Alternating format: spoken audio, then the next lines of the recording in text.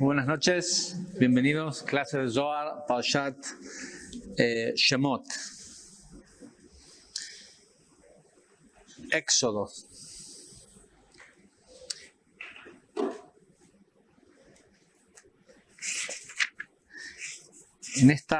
Con esta parashá estamos comenzando el libro de Éxodo. Y al mismo tiempo estamos comenzando un periodo de tiempo que se conoce como Shovavim, que es entre la porción de Shemot y Mishpatim.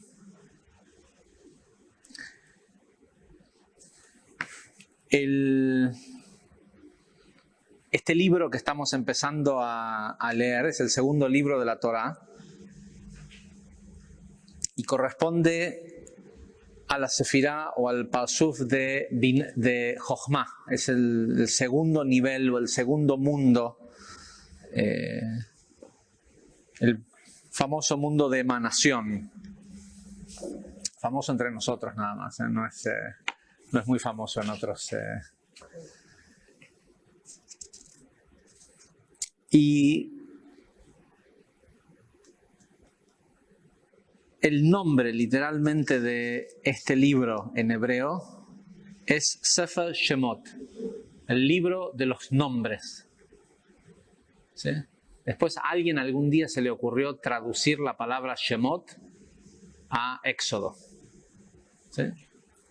Los libros de la Torá tienen nombres en hebreo en el idioma en que fueron escritos, ¿sí? Que son Bereshit, Shemot, Vaikra, Bamidbar y Devarim, que si uno lo tradujera literalmente serían Génesis, nombres,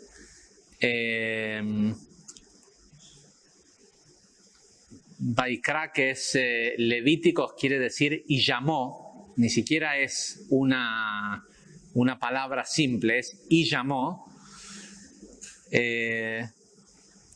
El otro, el cuarto sería en el desierto.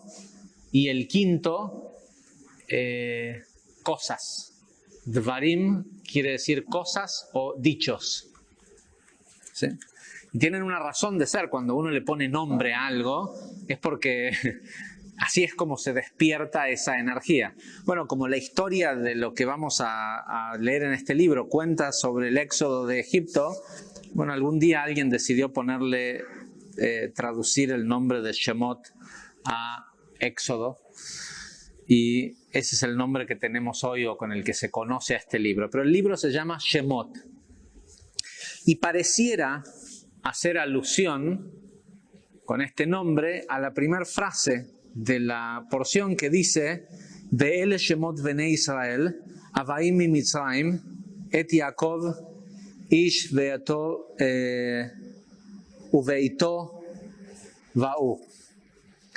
Estos son los nombres, Ve'ele Shemot. Ok, no le vamos a poner Ve'ele y estos son, como está hablando de nombre, bueno, pongámosle Shemot. Sin embargo, es claro para los que estudian Kabbalah que hay un propósito por el cual se llama Shemot. Es porque todos los nombres divinos de Dios son revelados en este libro. ¿Sí? Todos los nombres que existen con los que se invoca esa energía o esa entidad o lo que sea que sería Dios, aparecen en el segundo libro de la Torá, que por supuesto corresponde al nivel de emanación que es Jochma, lo que llamamos Abba, Dios Padre. Entonces, bueno, como es en ese ámbito en donde el verdadero dueño del juego decidió inventar un Dios para nosotros, es en este libro que es el que corresponde a este nivel de emanación, de donde surgen estos distintos nombres que en realidad son distintas formas de manifestación de los atributos divinos. Es decir, diferentes estados de revelación, pero que en realidad son diferentes estados de ocultamiento. ¿Sí? Si nosotros pudiéramos entender qué es Dios, Dios es Dios. No tiene diferentes, no es a veces bueno y a veces malo, a veces bondadoso, a veces misericordioso, o, ¿cómo se dice? Judgmental, o juicio, ¿cómo? O estricto, o en juicio, o judgmental, ¿cómo se dice? ¿Cómo? O juzgador, ¿sí? En realidad, toda manifestación que no es eso puro, es en realidad un nivel de ocultamiento de la cara de Dios. Otra vez, teniendo en cuenta que hablamos de un supuesto Dios, que es un invento de esto que realmente es lo que es Dios, pero que como un ser humano no lo puede entender, tuvo que crear también el concepto de una deidad o de una divinidad para que nosotros podamos relacionarnos con esto, ¿no?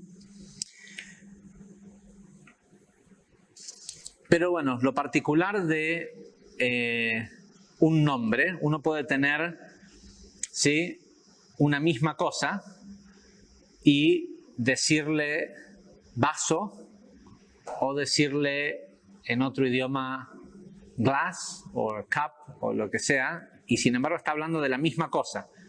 Pero según los nombres o el nombre que uno le pone a algo, ¿alguien sabe cómo se dice vaso en alemán?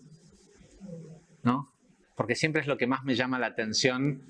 ¿Cómo puede ser que esta misma cosa que nosotros le decimos, no sé, a esto, MP3 o lo que sea, algo con 3 letras, un alemán le puede poner 25 consonantes y querer decir lo mismo, ¿sí? Y sin embargo es el mismo objeto, es la misma cosa, pero cuando ves eso, decís, esto debe ser algo importantísimo, ¿sí? ¿Por qué? Porque tiene toda esta secuencia de... y después cuando lo pronuncian es un... ¿sí? Desaparecen todas las... Ok.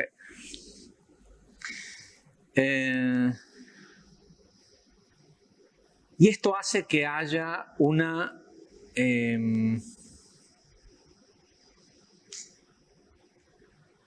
percepción distinta de una misma cosa según el nombre que tiene.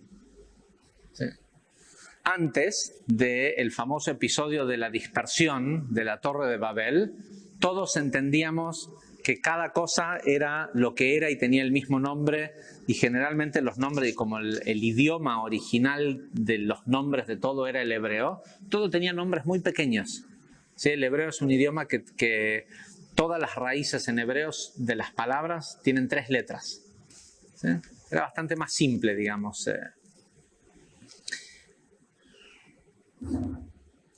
Eso por un lado. Y hacia ahí vamos a ir hacia el final de la clase, a entender cuál es la relación entre la Kabbalah y los nombres. Porque de hecho fuera del estudio de la Kabbalah, después de 3.500 años de estudio de Torah dentro del judaísmo, nadie...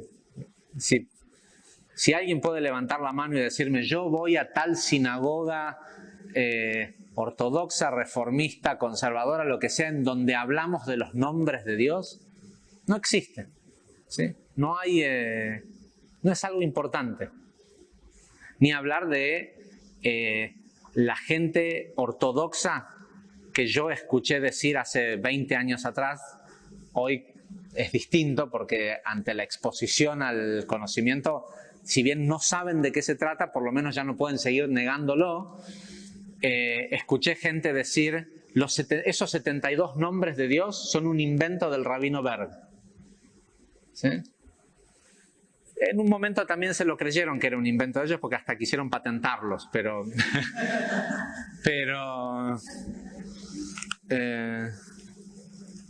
tengo en mi posesión un Zohar del año 1882, impreso en un día buscando un libro específico en eBay, encuentro que hay un tipo que está vendiendo una dice libro antiguo hebreo. Entonces, y le había sacado, había escaneado alguna de las primeras páginas. Entonces me meto en las imágenes para ver y veo la imagen del escaneo de la primera página que dice Sefer HaZohar, libro del Zohar, porción o libro de Shemot. ¿Sí? Cosas que lo compré. Y era, ¿sí? Apenas lo recibí, buscar y buscar y buscar a ver si estaban los 72 nombres. Porque es en este libro donde aparecen. Sí, obviamente hacia el final aparecían los cuadros con los 72 nombres. Muchos años más tarde me enteré que esa edición del Zohar impreso en Vilna en 1882 es el Zohar con el que Rav Ashlag estudió Zohar y usó para hacer la transcripción de los Zohars que él imprimió con su comentario, con el Pirush HaSulam. Por otro lado, para todos los que tomaron el curso inicial de Kabbalah aplicada, Ser y Vivir Libres, lo primero que escuchan con lo primero que queremos perturbar la mente de un pobre nuevo alumno cuando llega a este lugar, es esta idea de que el ser humano nace preso. ¿Sí? Todos los días cuando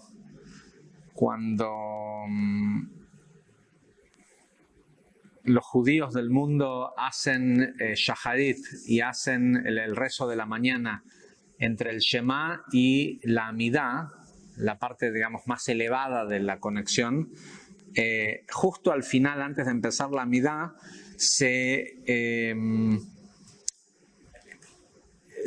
nombran ciertos atributos, cosas que hace Dios, ¿sí? Que levanta a los caídos.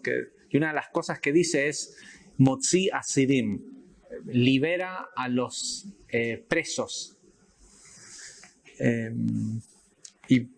Y decimos siempre que la persona cuando dice esto tiene que meditar en su propia liberación, ¿sí? Por lo menos en darse cuenta que está preso. Ya con eso es un montón. Entonces le decimos a la gente que el ser humano nace preso, que no nace libre como dice la Declaración de Independencia de muchos países, ¿sí? Que todos los hombres nacen libres y tienen derecho a... Derechos tienen, pero libres no nacen. Y que la libertad llega a partir de los 12 o 13 años, cuando la persona tiene la capacidad de buscar adherirse al Creador. Ahora, eso lo sacamos del Zohar. Acá hay y uno pudiera decir, bueno, es lógico que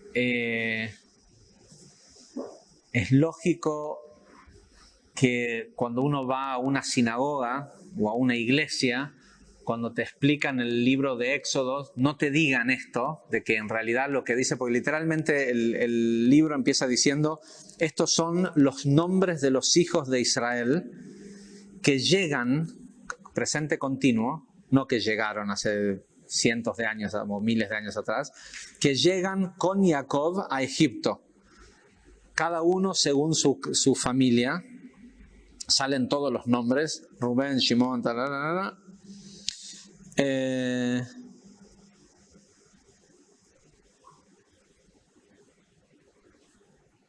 Y continúa diciendo, los israelitas eran muy fértiles y prolíferos y se multiplicaban cual enjambres. Llegaron a ser tan numerosos que colmaban todo el país. Dice, entonces se levantó, fue coronado un nuevo rey en Egipto que no conocía a Yosef. Y él dijo, miren, este pueblo de los israelitas se está haciendo más numeroso y más poderoso que nosotros. Tramemos algo en contra de ellos. ¿Y qué hizo? los esclavizó, decidió capturarlos y es raro, de entrada es raro que haya podido hacer eso cuando dice que eran más que ellos. ¿Sí? Y lo que el Zohar explica de esta historia, estos son los hijos de Israel que llegan a Egipto con Jacob, se refiere a cuando a las almas, estos son los hijos de Israel, se refiere a las almas que encarnan en cuerpos humanos, es decir, que descienden a Egipto, porque el cuerpo respecto al alma de una persona es una prisión. Es un lugar estrecho, confinado, versus esta característica de infinito que tiene de donde el alma viene.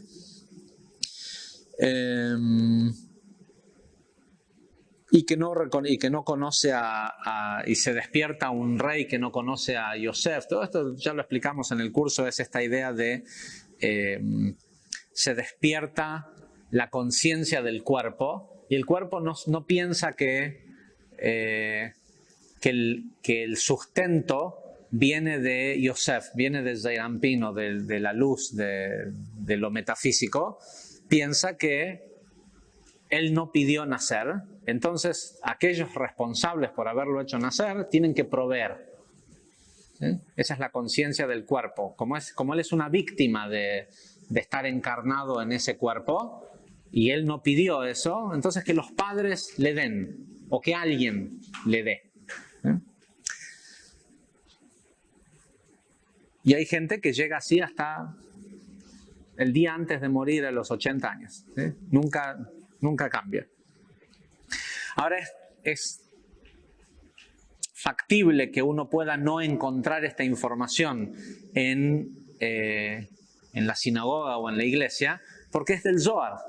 ¿Sí? Y el Zohar es un libro que estuvo oculto durante miles y miles de años.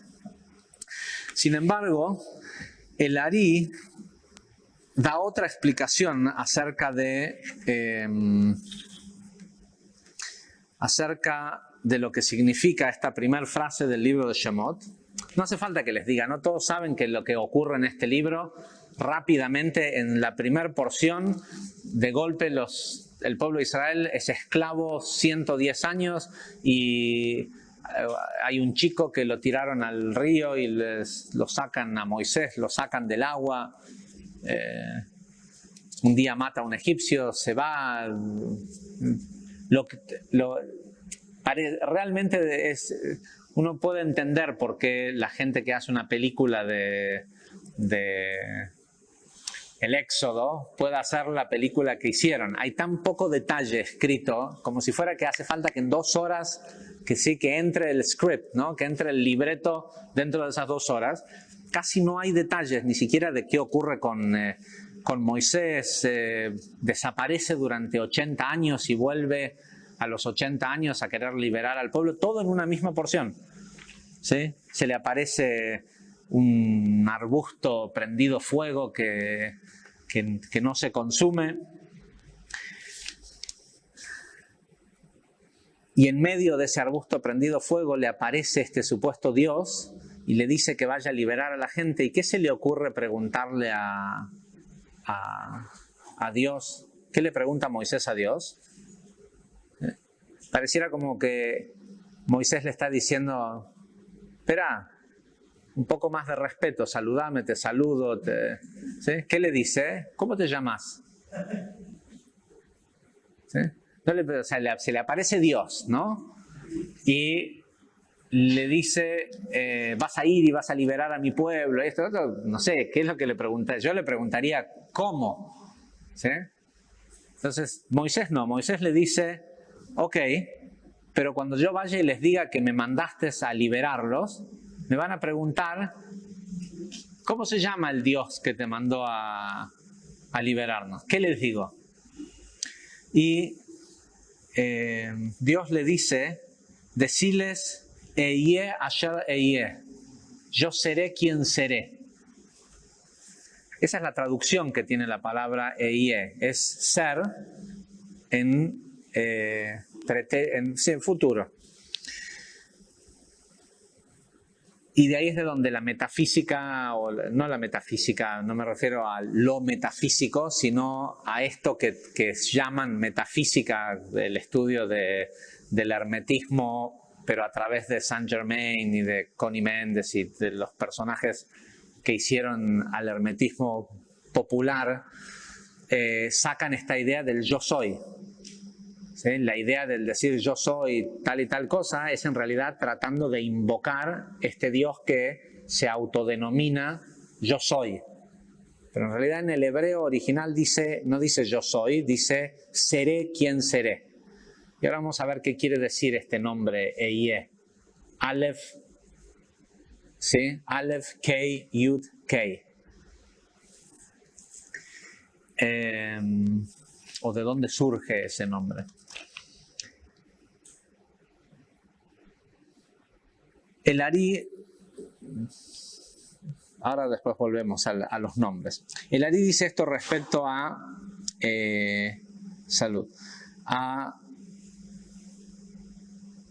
estos son los hijos de Israel que llegan con Jacob a Egipto.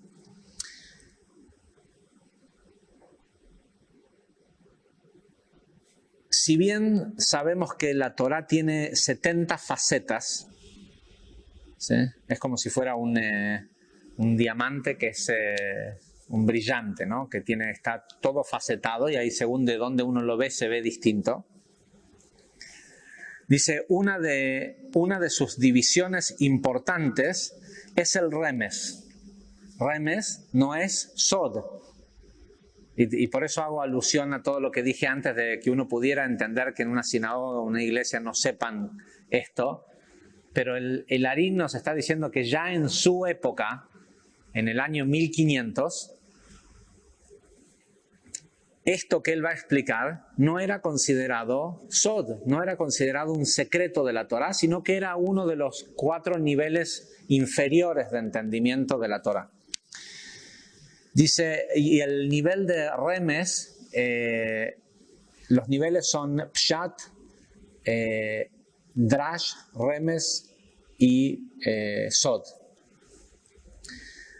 El nivel de remes tiene que ver con, ¿cómo se dice? Hints, pistas que aparecen, que surgen de cómo está escrito no es que es un gran secreto, sino que si te fijas cómo está escrita la frase y cuáles son los valores numéricos y esto y lo otro, y era un tipo de estudio de la Torá que cualquier persona que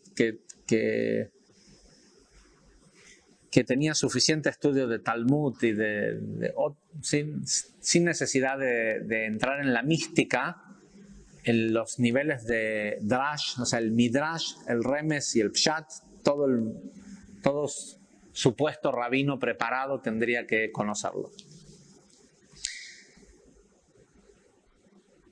Dice, según el nivel de Remes, el descenso de los israelitas a Egipto alude al embrión mientras está en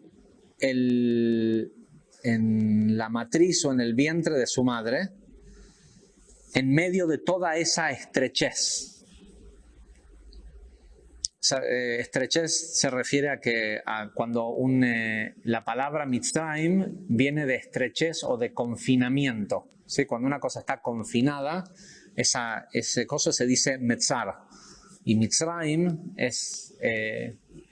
muestra o pudiera ser traducido como confinamientos. Dice, en asociación a esto, podemos interpretar que la frase que dice, y estos son los nombres de los hijos de Israel, se refiere a las facultades del alma, ¿sí? Lo que cuando si el alma se pudiera expresar a través del cuerpo, cuáles son las capacidades que tienen las facultades. Dice, se refiere a las facultades del alma. Estos son los hijos de Israel. Ya no estamos hablando de lo que dice el Zohar de que supuestamente cada alma completa es considerado un hijo de Israel, sino que dentro del caso de una persona, los hijos de Israel, se refiere a las distintas facultades del alma. Puesto que ya que de la misma forma que una persona tiene 248 segmentos en su cuerpo, o órganos, y los cabalistas y el Zohar le llaman a los huesos órganos también. Entonces, cuando uno suma la cantidad en el caso de un hombre masculino, la suma de los órganos internos y los huesos y articulaciones dan 248 segmentos. En el caso de las mujeres es 252. Pero se utiliza decir órganos, ¿sí? Y esto incluye la piel también como un órgano. Dice, de la misma forma que el cuerpo posee 248 órganos y 365 nervios, igual de partes contiene el alma. Y el alma se refiere a nefesh, ¿no? Al nivel básico de... Dice, y estas son las facultades del alma, ¿sí? O los hijos de Israel, que descienden a Egipto.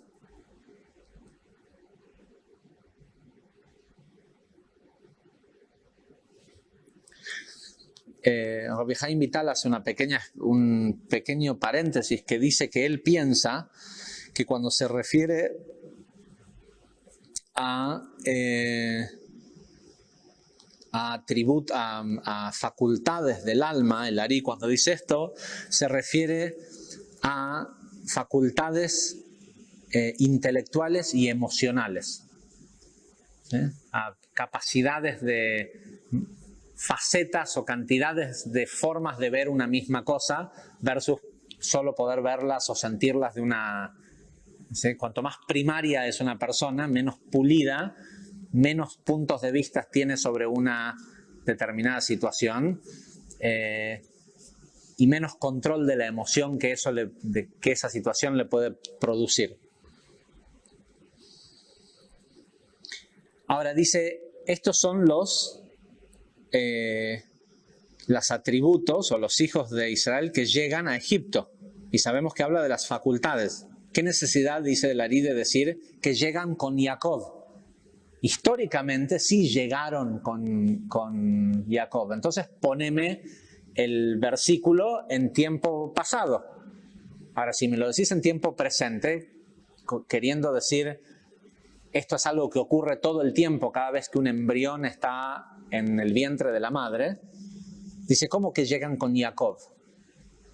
Dice, Jacob se refiere al hecho de que estas facultades llegan al vientre de la madre o al embrión cuando está en el vientre de la madre, junto con el Yetzer Atov, la inclinación al bien. Llegan con un potencial de hacer el bien, estas facultades. Y eso se refiere con Jacob, que es la primera persona que estableció el balance entre el deseo egoísta, entre el dar y el recibir. Dice, y el versículo continúa diciendo que vienen en lugar de que vinieron. Porque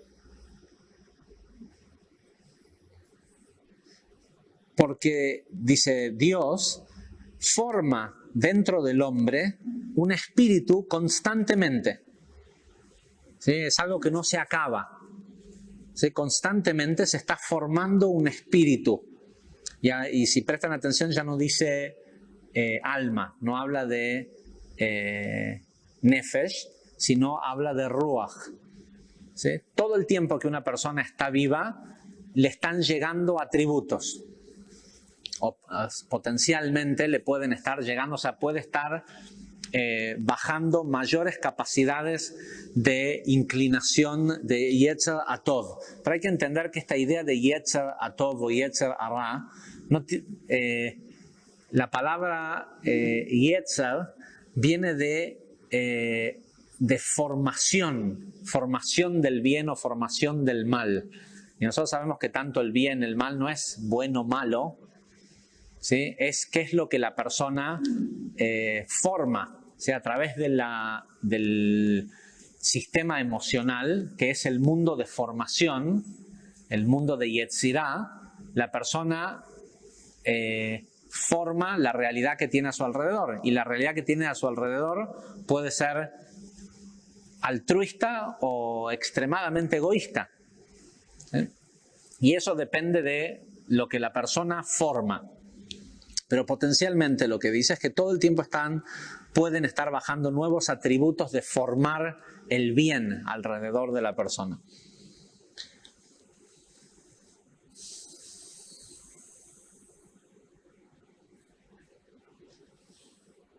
Dice, y esto está claramente explicado en el Zohar, dice, acá hay una nota que dice que es en el Zohar 2, Bereshit Bet, versículo 94. Habría que ir a buscarlo a ver si es cierto.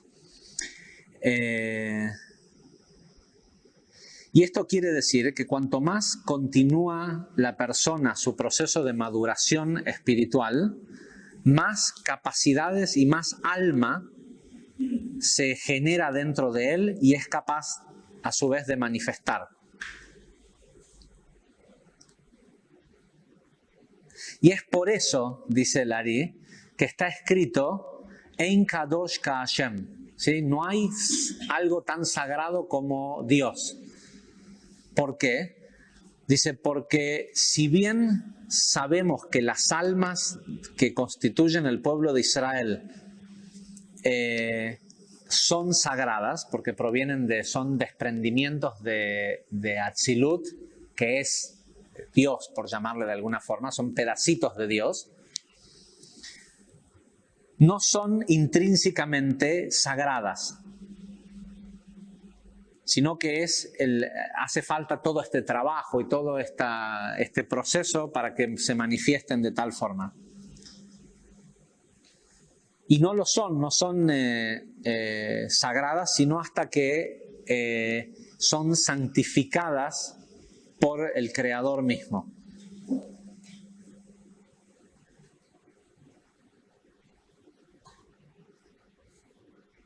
Y este versículo en Kadosh Ka Hashem, no hay sagrado como Dios, continúa diciendo, puesto que no hay nadie como tú. ¿Qué quiere decir esto? Dice el Ari. Que la santidad que tiene el Creador no deriva de nadie más. No hay nadie como Él, no es que Él la saca de algún lado, ¿sí? Él es la santidad. Mientras que, si bien dice, queriendo decir que la santidad es intrínseca de su esencia, mientras que para el pueblo de Israel o para las personas esto no es así y necesita adquirir de la santidad de Dios su propia santidad. Y el versículo continúa aún más diciendo, no hay roca, ¿sí? No hay piedra como Dios, como Yudke Vavke. Y nuestros sabios, dice el Ari, interpretan que esta frase que dice no hay una piedra, se utiliza, ¿cómo se dice? Roca, ¿sí? La frase esa, tú eres mi roca, es, ¿no? En español. ¿Cómo? No, eso es un... dice, y los sabios interpretaron que esta idea de que no hay roca como Dios, quiere decir que no hay artista como Él. Porque la palabra roca, tzur, es la raíz de...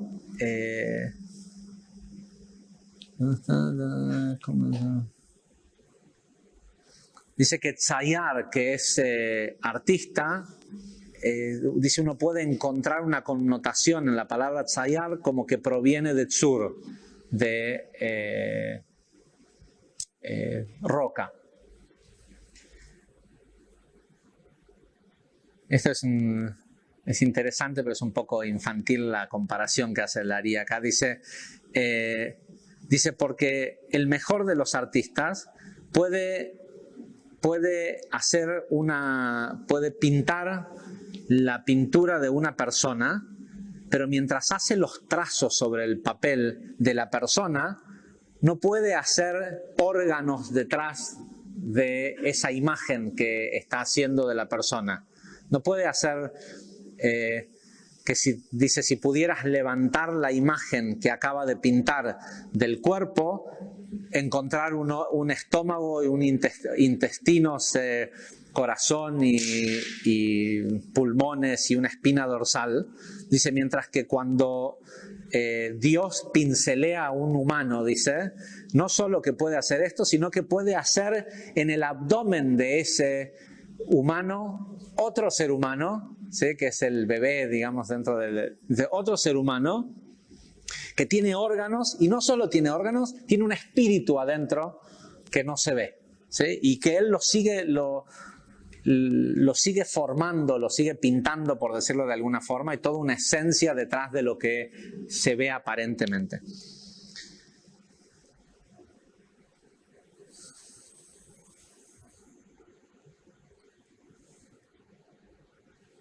Y dice, y por eso es que el verso de la Torá dice que llegan a Egipto, y lo dice en tiempo presente, indicando que es un proceso que nunca termina, ¿sí? El Creador siempre está pintando un nuevo nosotros adentro nuestro, ¿sí? Siempre que le des oportunidad de que su imagen, de que Él pueda pintar una semejanza divina en la persona. Y también quiere decir que, y esto es importante, que las facultades del alma no llegan de un día para el otro, llegan poco a poco, ¿sí? Es un proceso continuo. Dice, más tarde, cuando llega el momento del nacimiento y el embrión se convierte en una persona totalmente desarrollada, ahí es a donde la Torá dice, cada hombre según su casa, ¿sí? La casa se refiere al cuerpo que se acaba de convertir en la casa que contiene al hombre, que es el alma.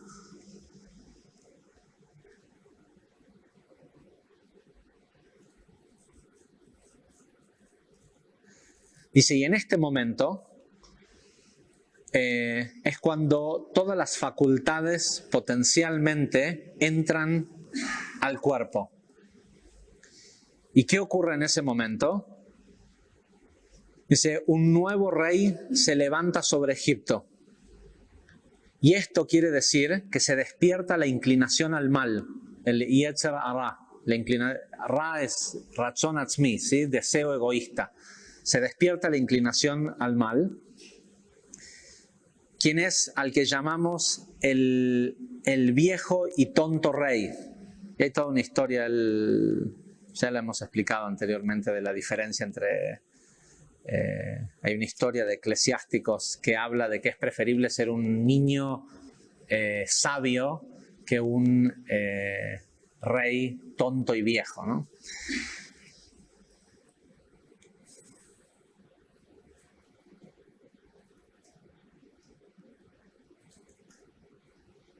Dice, la idea de se despierta un nuevo rey sobre Egipto quiere decir cuando todavía está en el vientre. Para cuando nace la persona, ya nace con inclinación al mal. ¿Sí? Que no conoce a Yosef, quiere decir literalmente que no conoce al santo, bendito sea él. No reconoce a Dios. Un bebé recién nacido no reconoce a Dios. Si reconociera a Dios, no lloraría pidiendo comida. Creería que alguien le va a proveer, ¿sí? Que no va a sentir hambre. Dice, ¿y qué le dice este? Dice, y él le dijo a su gente, él se refiere a este rey que se levantó sobre Egipto. Él le dice a su gente, se refiere a que los poderes de la impureza dicen, cuidado, los hijos de Israel, es decir, las facultades del alma, son numerosas y poderosas y son más que nosotros. No era cierto que no los podrían haber esclavizado en Egipto si eran más gente. Pero lo que está queriendo decir este versículo, dice el Ari, es que la persona tiene que saber que las cualidades del alma son mucho más numerosas y poderosas que la del cuerpo. ¿Sí? Entonces, ¿qué hace él? Los esclaviza. ¿Qué hace el cuerpo? Se dedica a esclavizar. Sabe que durante 12 o 13 años, según hombre-mujer, mujer-hombre respectivamente, la persona no va a poder escuchar a la voz de su alma. Y esto está hecho por diseño de esta forma. ¿Sí? El Zohar dice que está hecho de esta forma para que el hombre, o sea, se le da dominio al Satán o al deseo egoísta sobre el hombre durante los primeros 13 años por un solo propósito, para que el hombre le crea. Si no, no habría pelea justa más tarde cuando le toque desarrollarse espiritualmente. Como la persona está hecha de ángel, ¿sí? No podría tener libre albedrío si recordara, si pudiera ver claramente todas las leyes de causa y efecto en el mundo. Entonces, parte del juego de venir a vivir a este mundo implica que se le da posesión sobre la conciencia del ser humano al ángel de la muerte para que le crea, para que todo lo que le dice sea la única voz que escuche durante 13 años, y 13 años es mucho tiempo. Entonces, cuando escucha otra voz en la adolescencia que le dice, no, ser egoísta no es bueno, dice, no, no sé de dónde salió ese pensamiento raro. Si quien yo soy es el otro pensamiento que dice, toma todo lo que puedas.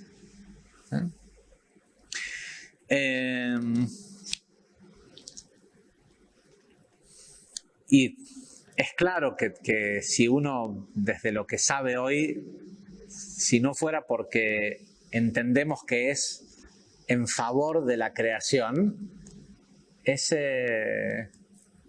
perverso el juego. ¿Sí? O por lo menos si uno lo viera de esta forma, sin entender que tiene un propósito divino que ocurra así, pareciera como que simplemente están jugando con nosotros.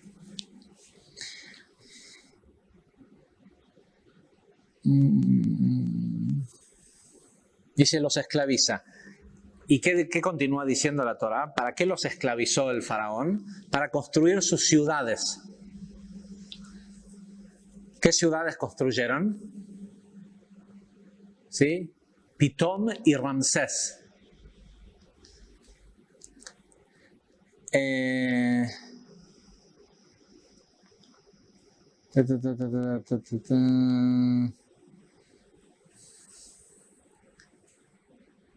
Dice, y le construyeron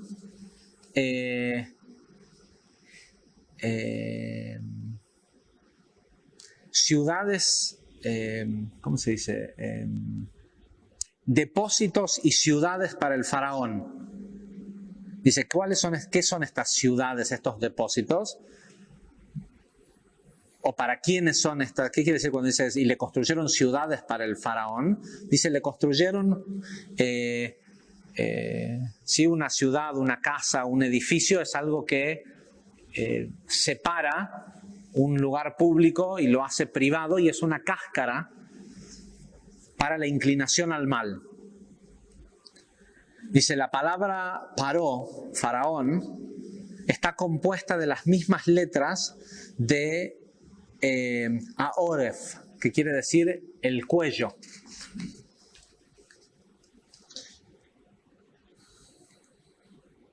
Dice, las ciudades ¿cómo se dice? Como almacenamiento, dice, se refiere al cuerpo de la persona, la cual la inclinación al mal trata de orientar, y es a través de del cuerpo hacia donde se ve manifestada la inclinación al mal. Recordemos siempre que la palabra mal cabalísticamente quiere decir egoísmo. Dice, y es la inclinación hacia lo material, puesto que todo lo material sirve para fortalecer la inclinación al mal sobre la persona. ¿Qué ciudades le construyeron? Pitom, dice, se refiere a la boca. Puesto que es ahí donde los deseos sensuales y lujuriosos de comer y tomar, es a través de este lugar que los deseos lujuriosos de la comida y la bebida fortifican al materialismo y a la inclinación al mal. Y es por eso que la palabra pitom puede también verse como queriendo decir la boca del abismo. Pei teom. ¿Sí? La boca del abismo. Puesto que la inclinación al mal lo único que dice es dame, dame, dame más de comer y de tomar. Mientras que el abismo se traga todo esto. O sea, la energía que la persona, en lugar de elevar energía a través de la comida y de la bebida, se va al abismo. ¿Qué otra ciudad? Ramsés. Dice, Ramsés también puede ser leído Ra-Mesés, que quiere decir estómago egoísta o estómago del mal, puesto que es el estómago el que digiere toda esta sensualidad del mundo físico.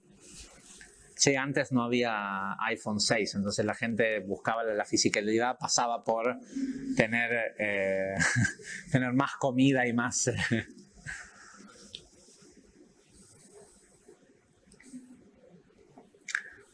Hoy primero tenemos el teléfono con la aplicación de dónde encontrar el restaurante que...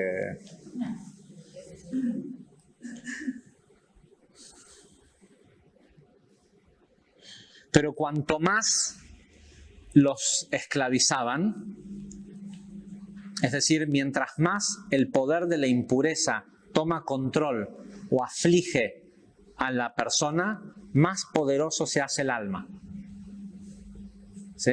Y esto es una cosa que parece lo opuesto, pero en realidad, ¿quién tiene mucho deseo mucho exceso en la comida, en la bebida, en el sexo, en las posesiones? La gente que tiene almas más grandes. ¿Sí? Más allá de que,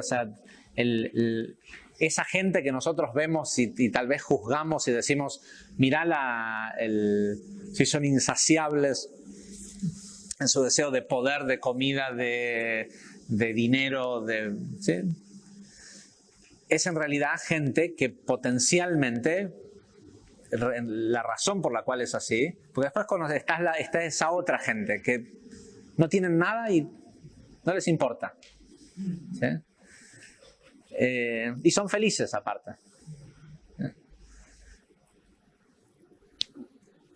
Potencialmente, la gente que tiene ese deseo por el exceso es gente mucho más espiritual. Es decir, más espiritual no en que están más desarrollados espiritualmente, sino que tienen un espíritu más grande. ¿Sí?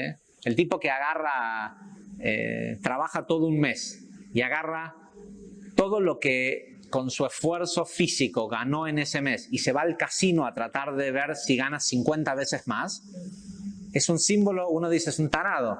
No, pero en realidad es un símbolo de que tiene un alma que no soporta la pequeñez del sueldo. Entonces quiere ver si puede, él siente que su deseo es de mucho más. ¿sí?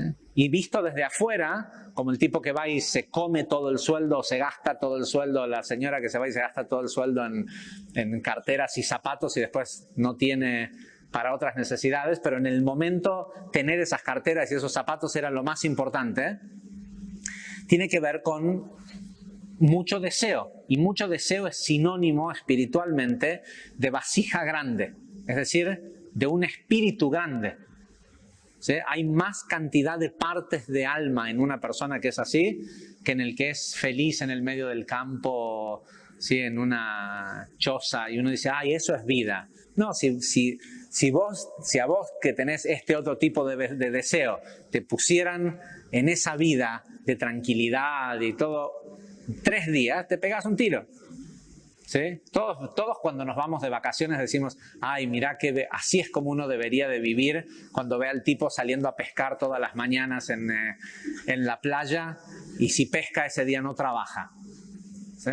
Decís, ah, mira, esta gente sí sabe lo que es vida. Pero si nos pusieran a nosotros 3 días seguidos a hacer lo mismo, al 4.º día estaríamos viendo de construir una nave para salir a pescar todo el coso y venderle a los otros pescadores.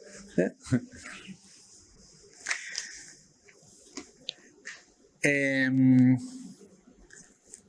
Con lo cual, cuando vemos eso que a veces se ve despreciable en otras personas, habría que verlo como algo divino, es una seña de, está bien, está sin pulir, pero es un carbón que se puede convertir en un diamante. ¿Sí? No es ceniza que le echas agua y desaparece. Y esto es lo que quiere decir cuando dice, según dice Larik, que esta idea de cuanto más los afligían, más se multiplicaban. ¿Sí? Cuanto más el cuerpo trata de, o sea, cuanto más exceso hay, tratando de dominar, no se da cuenta la inclinación al mal que le está haciendo un bien a la persona porque le está expandiendo el deseo. ¿Sí? Está bien, siempre termina en un crash, ¿sí? en una bancarrota, sea física o emocional. ¿Sí? La cruda después de la borrachera, el dolor de estómago después del atracón de comida, el día siguiente después de haber perdido todo en el casino, pero que eso lo hace que no lo haga más. No, eso le hace dar más ganas todavía. Y un día se cansa de las bancarrotas y dice, debe haber otra forma. Pero en el proceso creó una vasija, si en el proceso no decide resetear y empezar de nuevo, es decir, no se rinde y muere, cada una de esas caídas le genera un deseo aún más grande.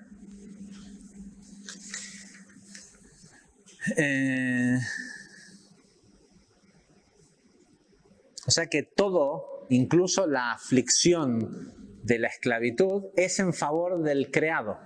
¿Sí? Desde lo que nos enseñaron de la moral y las buenas costumbres y las religiones, todo eso es malísimo, es la perdición. Pero lo que le está ocurriendo a la persona es lo mejor que le puede ocurrir, o por lo menos es lo mejor para la evolución de su alma. Lo que eventualmente tiene que entender es que si tiene la capacidad o sea, si tiene vasija para conseguir todo eso, también lo puede hacer a través del bien. ¿Sí? Es más, cada vez que la persona pierde todo, es justamente para eso, para el cuestionamiento, porque el vacío que produce la carencia de esa bancarrota física o espiritual es un vacuum, es una succión otra vez del mundo de emanación. Toda esa carencia produce deseo, y ese deseo es una gran succión a través de la jeringa sí, es como clavar una jeringa en el mundo de emanación, porque la persona empieza a pensar, ¿y ahora qué hago? ¿Sí?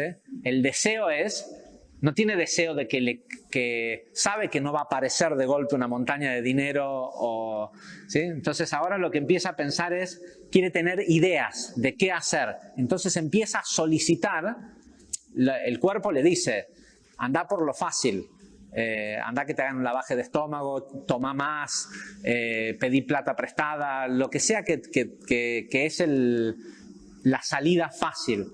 pero la carencia lo que le hace pensar, si la persona es honesta consigo misma, es ¿y ahora qué hago? Y lo que está haciendo es que está solicitando ideas, intelecto, para hacer las cosas distinto, para hacerlas de otra forma. ¿Sí? Y ese momento de la idea, ese es el momento del éxodo, ese es el momento de liberación. Después hay que salir al desierto. ¿Sí? Y el desierto puede ser un par de semanas o 40 años, depende de dónde esté tu conciencia. Pero no hay paso de la liberación a la tierra prometida sin algún aspecto de desierto. El desierto es la carencia que produce el efecto de la macana que te mandaste. Ahora, parte del aprendizaje es atravesar la consecuencia, porque la consecuencia tiene el poder de limpiarte de la causa.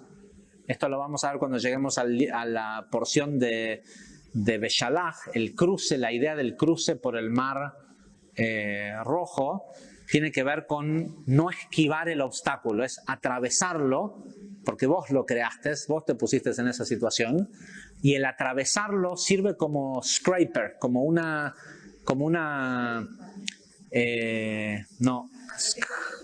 espátula que, ¿cómo se dice scraping? ¿Cómo? No, que cuando le sacas la pintura a una cosa con una espátula, ¿sí? Saca la clipa, el atravesar el obstáculo y no evitarlo, saca la cáscara esa que fue la que generó, y la saca por fricción. ¿Sí? La saca, pero si realmente lo saltás en el agua y lo atravesás, ese es el fin de lo que causó, y todos lo sabemos, ¿no? O sea, si decidís hacer las cosas distintas, pero al mismo tiempo enfrentás la consecuencia, ya no vas a volver a hacer lo mismo. ¿Sí? Si lo haces otra vez igual es porque sos un masoquista, ¿no? Porque disfrutás el dolor.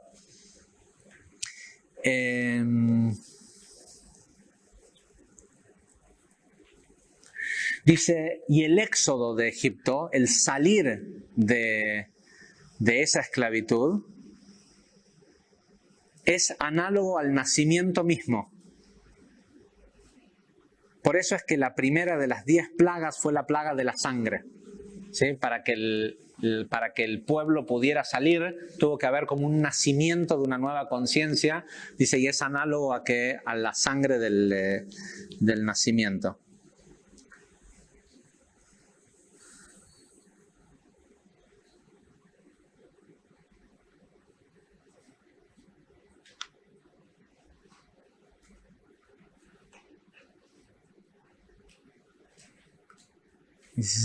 Okay.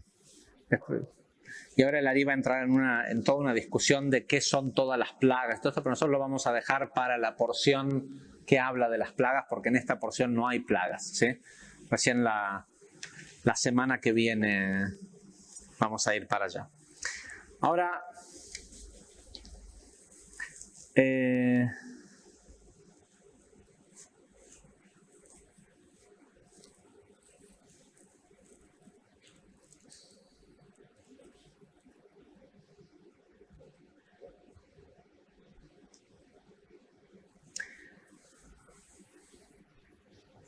esto que leímos es más que, ¿cómo se dice? Self-explanatory. Se explica, se autoexplica, ¿sí? No requiere de comentarios.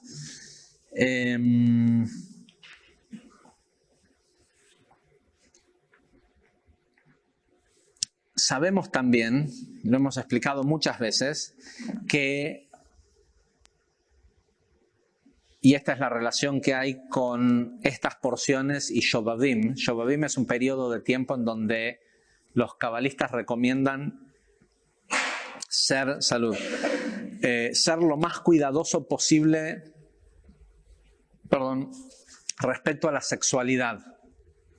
¿Sí? Son semanas de juicio, pero que es un juicio que solo es activado por el deseo egoísta en la sexualidad.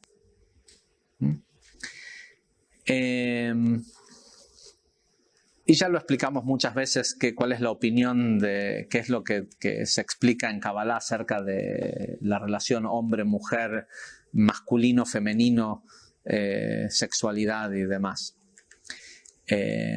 Y este concepto cabalístico de que la unión, cualquier unión o copulación siempre es fértil, siempre procrea. A veces procrea humanos y otras veces procrea entidades. E incluso cuando procrea humanos también puede procrear entidades. Pero, o sea, no hay escape a que cualquier tipo de acto de copulación genera hijos. ¿Sí? Hijos físicos, de carne y hueso, como estos que hablamos anteriormente, o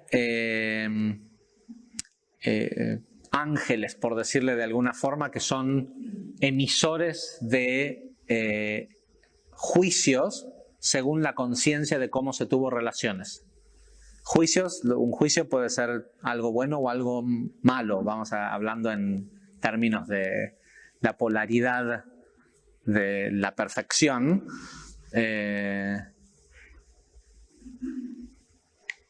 Sí, cuando dos personas pelean en un juicio civil, el mismo veredicto, uno gana y otro pierde. Para uno es bueno y para el otro es malo.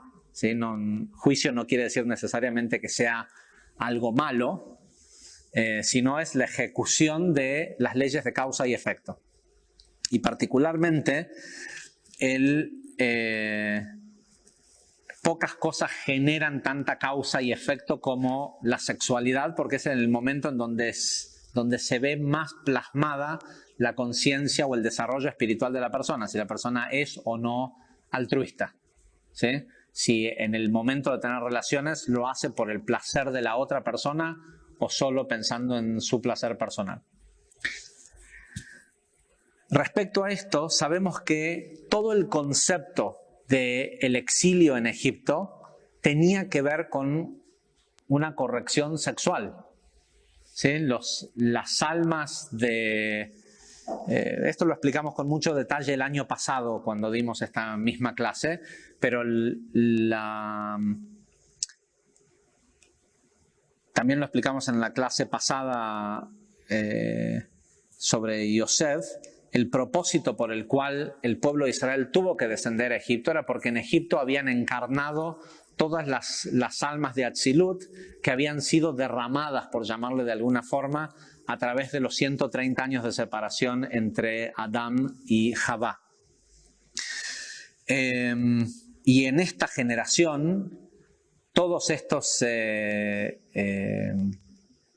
vamos a llamarles israelitas, por decirle de alguna forma, eran la encarnación de todos los egipcios en la época de Yosef. ¿Sí? Todos los que salieron de Egipto con Moisés, la vez anterior que habían encarnado eran todos egipcios. ¿Sí? Por eso es interesante cuando la gente empieza a separar, a tratar de seleccionar humanos según sus religiones o según la descendencia de qué país vienen o qué. ¿Sí? Y sobre todo cuando surge este orgullo judío de ser judío, cuando tenemos libros de los sabios más grandes dentro del judaísmo que dicen que el que hoy es judío, ayer era egipcio y antes de ser egipcio era Babilón y estaba haciendo la Torre de Babel y todos. ¿Sí? Quien nace hoy en el cuerpo que nace es perfecto y es lo que necesita para su evolución espiritual. Pero eso no quiere decir que la familia en la que naciste o la nacionalidad o lo que sea determine algo sobre tu alma. Las almas, hay 70 grupos distintos de almas. Sí, y hay una nación, una de estas 70 grupos de almas, que son las almas que provienen de Atzilut. que incluso en ese caso, sabemos que todo proviene de Atzilut, ¿sí? Sino que cuando les toca nacer en un cierto nivel de conciencia es porque ya atravesaron también las otras naciones, ¿sí? Y las otras naciones tampoco es claro si son pueblos del mundo o distintos estados de encarnación, ¿sí?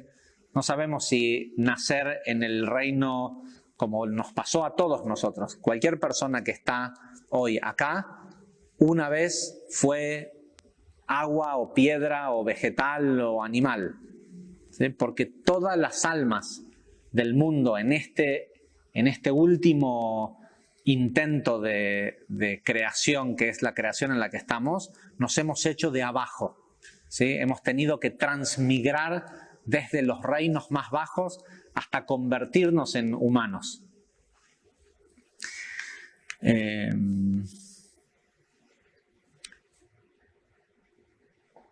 Lo importante es saber, bueno, no quiero entrar en demasiado detalle porque quiero ir al tema de los nombres y tenemos poco tiempo.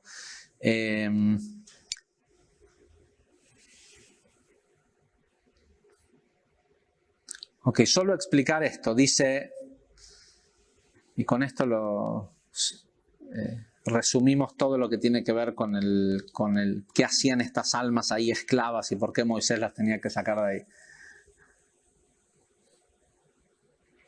Dice, todas las almas que llegan a esta realidad física contienen estados de Gesed y de Geburah, ¿sí? Contienen una dualidad entre estos atributos del alma que tienen que ver con el dar y con la misericordia y todo esto, y por otro lado el deseo egoísta del cuerpo y el juicio severo. Esto es así porque derivan del pecado original, vienen de Da'at, ¿sí? Y la unión sexual, el coito, dice el Ari, es una función de Da'at. Si se acuerdan, el pecado original en realidad fue una relación, no fue comer una manzana, ¿sí?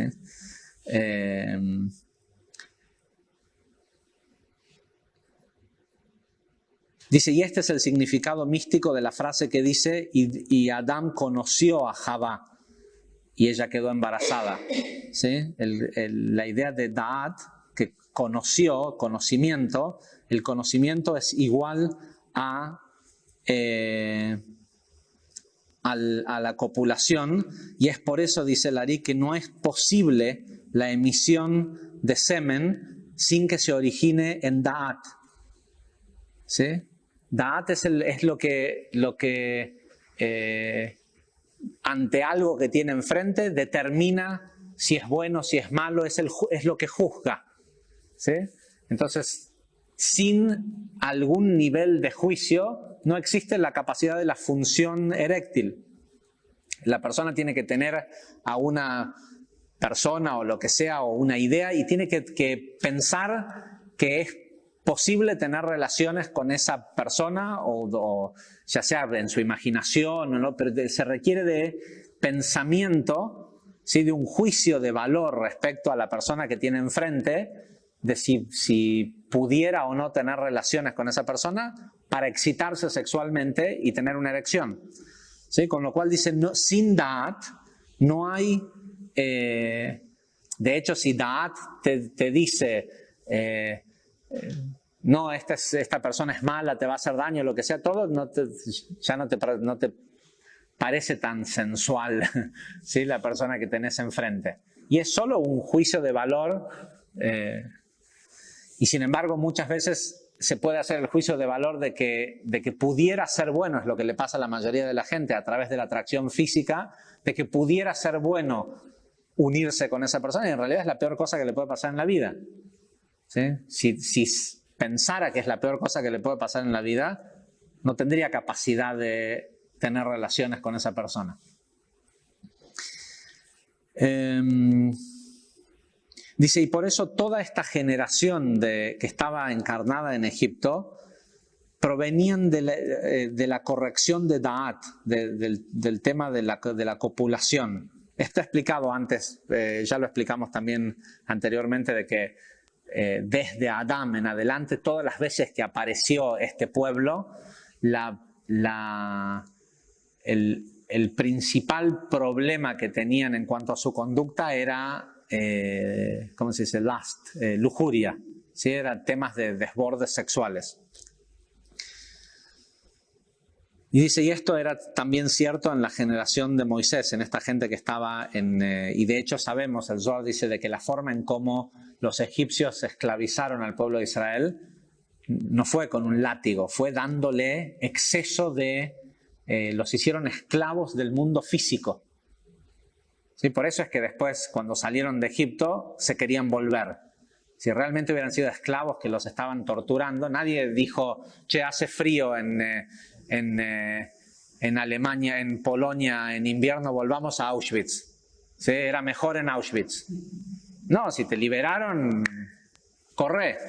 Estos tipos los liberaron supuestamente de la esclavitud y 3 días después le estaban diciendo a Moisés, no, volvamos. ¿Sí? Tan mal, no. ¿Sí?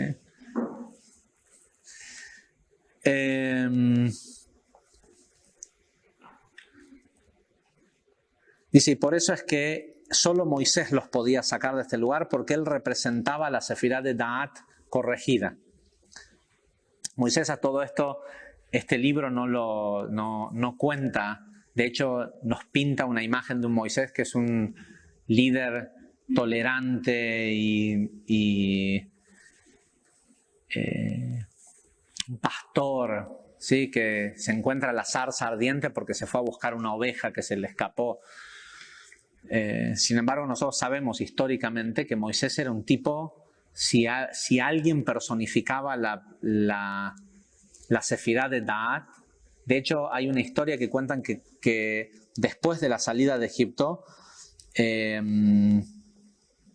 uno de los reyes de los pueblos cercanos escuchó lo que había pasado y quería una pintura de Moisés. Y mandó a un pintor a que pinte a Moisés y le traiga un retrato. Y en esa época el conocimiento de la lectura de manos y rostros y todo era muy común. ¿Sí? Cualquiera veía el rostro de otra persona y sabía qué tipo de persona era. Y dicen que en el momento en el que el tipo le trajo el cuadro, el rey mandó a matar al artista, porque pensó que lo había engañado. Y no fue hasta que mandó a un segundo artista y le trajo un cuadro igual que el primero, que se dio cuenta de que sí, ese era Moisés. ¿Por qué? Porque los rasgos que tenía Moisés eran los rasgos de una persona complicada. ¿Sí? No era... Imagínate que asumir De hecho, no sé si saben que Moisés, en este tiempo en que acá no aparece qué hizo, se fue a Etiopía, trató de hacer un golpe de estado, lo metieron preso y lo dejaron a que se muriera. Entonces sedujo a la hija del rey, a la hija del sacerdote de Midian, ¿sí? A Zipora, y Zipora le llevaba comida. Cuando estos tipos vieron de que lo habían dejado a que se muriera y él no se moría, ¿sí? No sabían que una persona de la realeza que tenía acceso a la cárcel le llevaba de comer. Decidieron sacarlo de la cárcel y entre algunas de las cosas que fue ¿cómo se dice? El Commander in Chief, el comandante en jefe del ejército etíope, y en esa posición mató al rey de Etiopía y se quedó con el reinado de Etiopía durante un montón de años, hasta que un día se le apareció una zarza ardiente y le dijo, che, deja a estos pobres etíopes en paz y anda liberato. ¿Sí?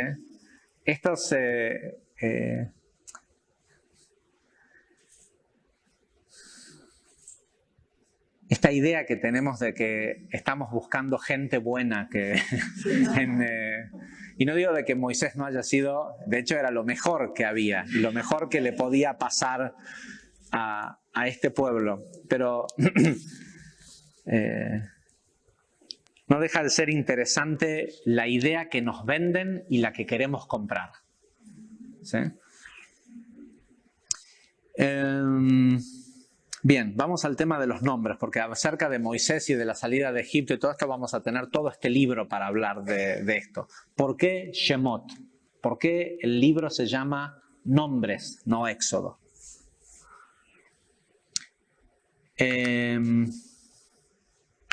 Aprovecho para contarles esto que vieron cuando ingresaron.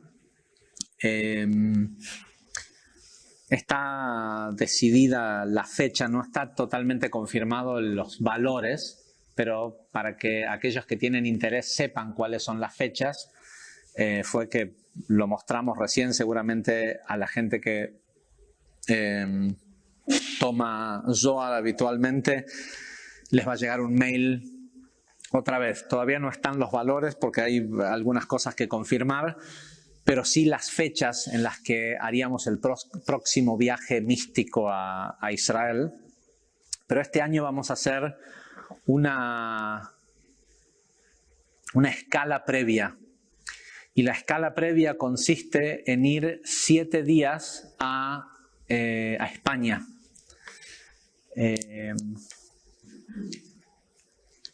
Principalmente con el propósito de conectar con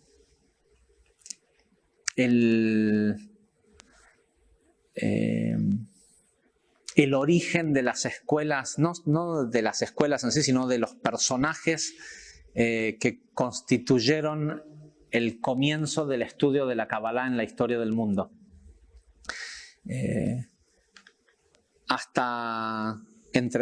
Desde Rabbi Akiva y Rabbi Shimon Bar Yochai, que revelaron el Tanya y el Zohar, ¿sí?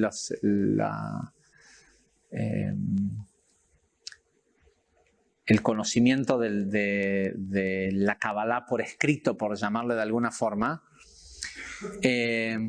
hasta que en el año 1270 Rabbi Moisés de León, si prestan atención, todos los nombres de estos grandes cabalistas de la historia medieval,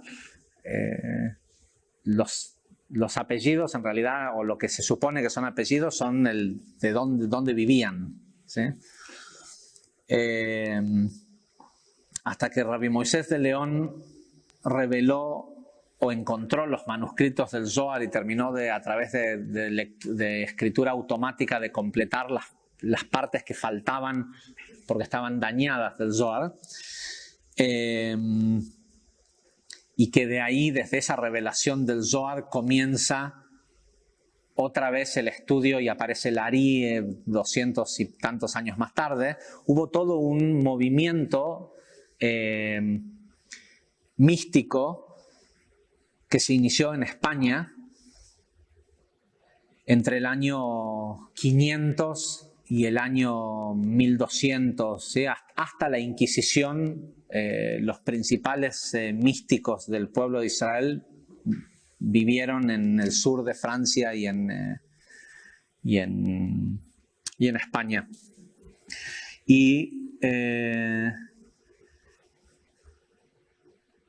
la fuente de conocimiento con la que estudiaban era un libro que se conoce como Sefer Abair, que quiere decir el libro de lo translúcido,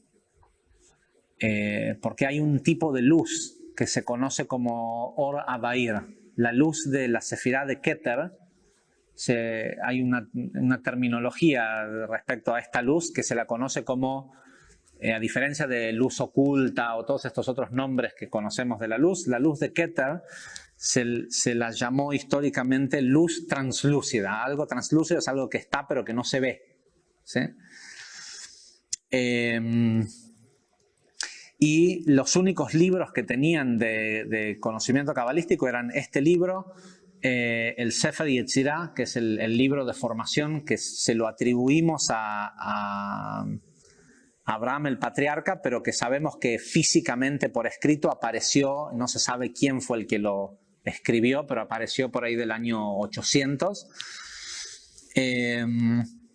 Y adicionalmente un libro que es muy extraño,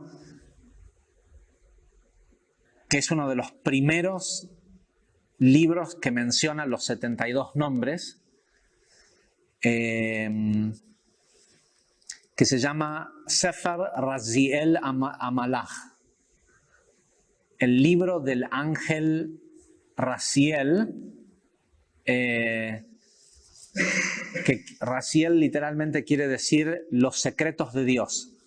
Y se cree que es, o sea, lo que cuenta la fábula es que es un ángel que en beneficio de la gente le robó a Dios los secretos y los escribió en un libro y se los dio a estos místicos. ¿Sí? Entonces parte de lo que queremos hacer este año es ir a... por suerte tenemos acceso a mucho de estos escritos y de este conocimiento, y una cosa es estudiarlo acá o hacer como hacemos en uno de los más prominentes cabalistas de esa era fue Rabbi Abraham Abulafia, esa meditación que nosotros hacemos en el curso 3, que no es una meditación, es una especie de mantra con el nombre de Dios y con sonidos.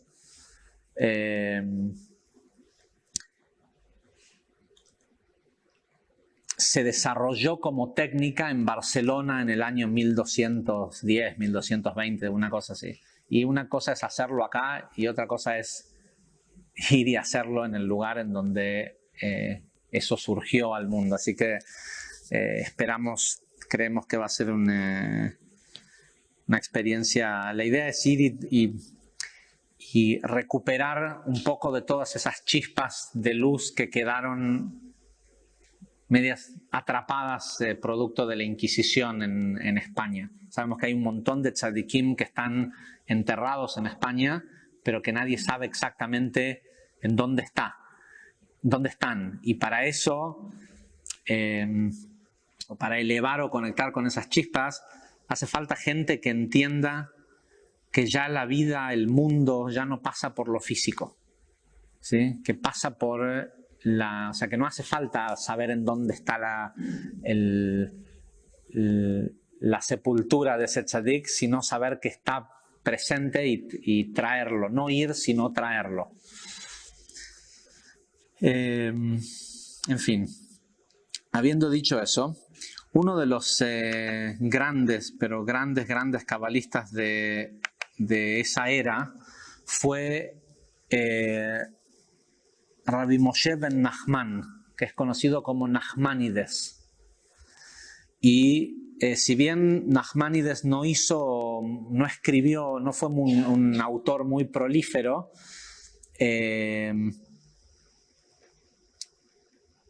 porque toda esta gente eran los primeros en tener estas revelaciones y se rehusaban a escribirla.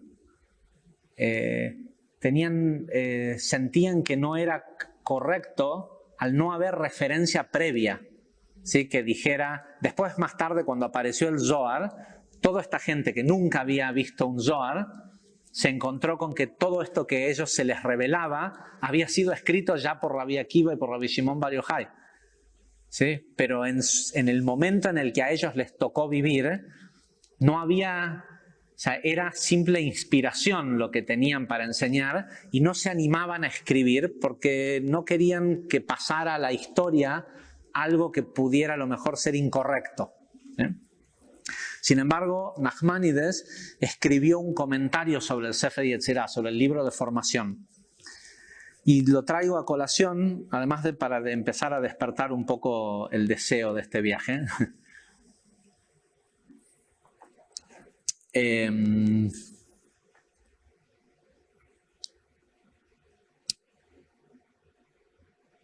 Estamos comenzando esta semana con el libro de Jochma. Y respecto a la Sefirá de Jochma, Nachmanides escribe lo siguiente en su comentario del Sefer Yetzirah. Dice, Jochma, ¿sí? Que se traduce literalmente a sabiduría, Es el límite de lo que el hombre puede alcanzar por medio de su pensamiento.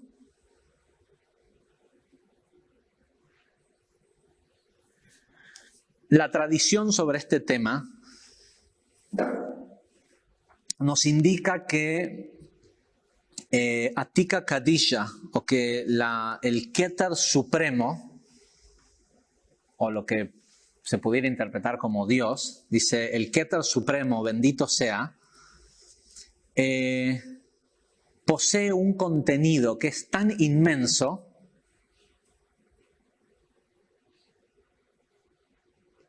que supera todo lo que el corazón de un hombre es capaz de razonar o meditar respecto a cuánta gloria hay en este lugar, ¿sí? Cuán grandiosa es esta energía. Keter, la corona, ya no habla de la corona suprema, habla porque Keter tiene un aspecto interno y un aspecto externo. Dice Keter reduce la substancia de la gloria del Creador hasta adoptar una medida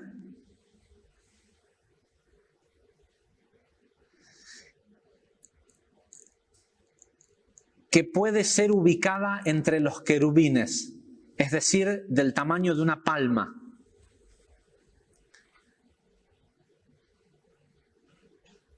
Dice, la oscuridad recubre todo, pues la ausencia de luz provoca la oscuridad, o bien el exceso de luz es oscuridad.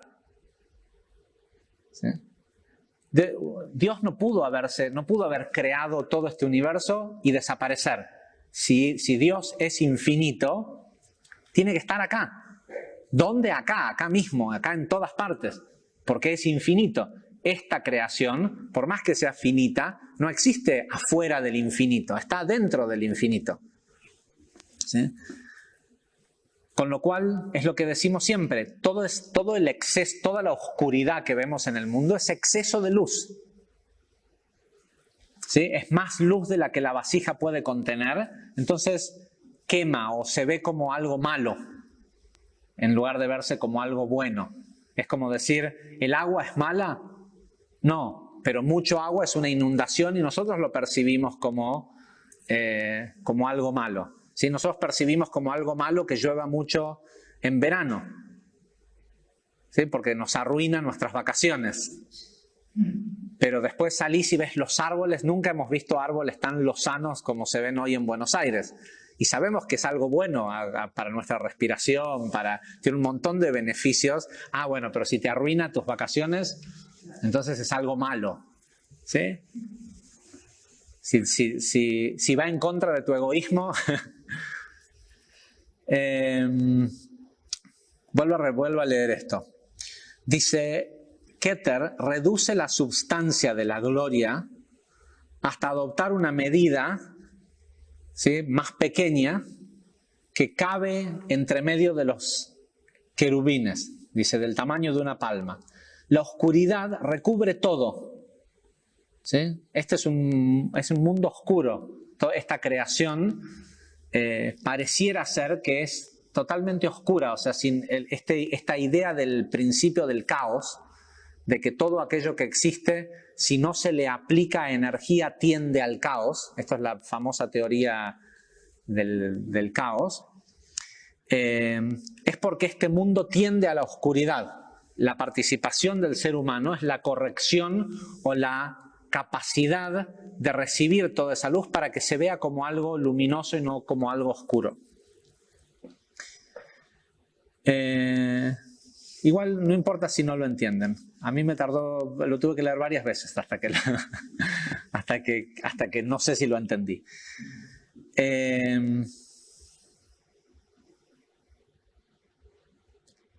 Dice, de la misma fuente del todo, ¿sí?, es eso que se le puede llamar Dios o como le querramos llamar, es de donde fluye esta luz translúcida, Or Abair, que es llamada sabiduría. ¿Sí? Detrás de toda la oscuridad que hay en este mundo, hay un pensamiento divino, una sabiduría perfecta que sabe para qué sirve que esté oscuro. Nosotros no sabemos, esto es algo que comentaba en Shabbat, este Shabbat pasado.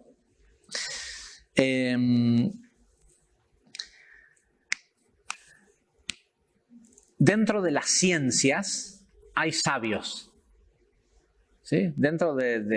Incluso dentro de cualquier religión que tenga dogmas, pueden haber sabios de esos dogmas. Es decir, gente que sepa todo acerca de, ¿sí? Si yo, no sé, si todo lo que está escrito en esta botella, yo no lo sé en este momento, pero hay alguien, seguramente el señor que diseñó la botella, que es un sabio en lo que está escrito ahí. Sabe todo lo que tiene que ver con eso. En la Kabbalah no existe el concepto de los sabios. No hay una persona que pueda ser un sabio de la Kabbalah. Uno puede ser un sabio del judaísmo y decir, bueno, yo soy un sabio del Talmud, porque lo estudié todo y lo sé todo, es un sabio.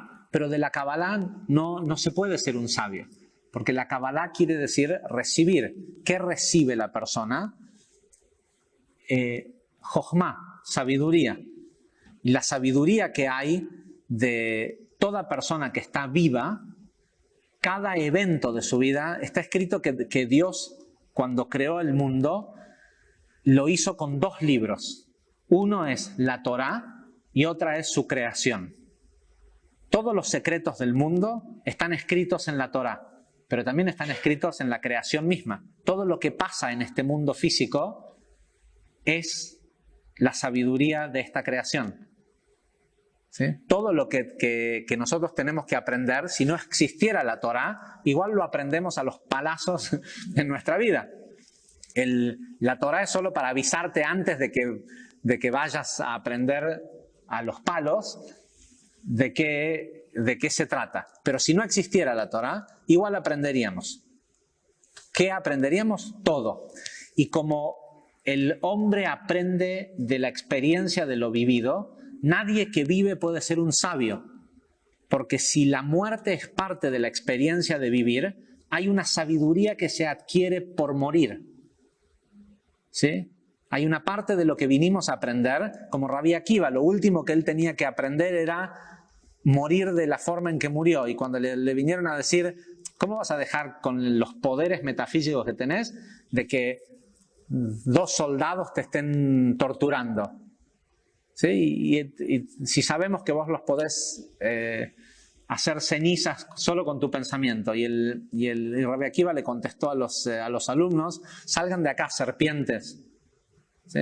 Toda mi vida esperé aprender esto, lo que hay para aprender en morir de esta forma, y ustedes me quieren privar de ese conocimiento.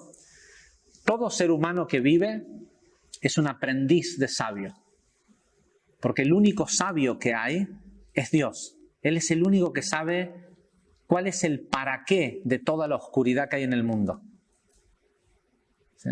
Nosotros lo único que tenemos que saber, y el único dogma que existe, digamos, dentro del estudio de la Kabbalah, es el entender que toda esa oscuridad sirve un propósito divino y que es perfecta. ¿Sí?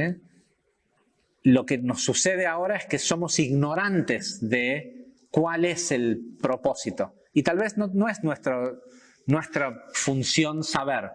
Cuando ves que mataron a una chica de 15 años de una cierta forma, esto, lo otro, y uno dice, ¡ay, qué terrible! No es terrible. Es perfecto. ¿Sí? Ya no tendría que haber más de eso en el mundo. Es decir, no es que no tendrían que haber asesinos. No tendría que haber más gente que su tikkun sea morir asesinado de esa forma. ¿Sí? Nosotros no sabemos no tenemos la sabiduría de saber cómo es que eso es perfecto. Ni siquiera el asesino de esa chica sabe cómo es que eso es perfecto. Porque para él lo que es perfecto es la consecuencia que tiene el haberlo hecho. Pero ella sí sabe para qué era perfecto morir de esa forma. ¿Y cuándo lo aprendió? En el momento que estaba muriendo. ¿Sí? Sin embargo, nosotros, porque fuimos educados bajo las leyes de la moral y la buena costumbre, emitimos un juicio de valor de que la vida es injusta, ¿por qué? Porque encima es linda la chica. o era linda. Si hubiera sido fea, no nos molestaría tanto. Eso lo digo, esto es cierto. La gente cuando ve que matan a alguien y de golpe te muestran la foto y es una chica linda y dicen, ¡ay, mira lo linda que era! ¿Qué tiene que ver que era linda? ¿Valía más si era linda? Si la matan o no la matan. Pero cuando ven la foto y todos dicen, ¡ay, mira lo linda que era! ¿Sí? Bueno, si era fea, bueno, una fea menos. No, es increíble, pero si prestan atención, hacemos ese tipo de juicios y de valoraciones. ¿Sí? Claro, y si la foto, mirá qué fotogénica que era encima. Ok, pero en definitiva lo que pasa es que respecto a nosotros, la inteligencia que hay detrás de eso que parece malo es translúcida. No lo vemos. Y tal vez es porque no es nuestra parte, no es nuestro ticún saber, tener ese saber.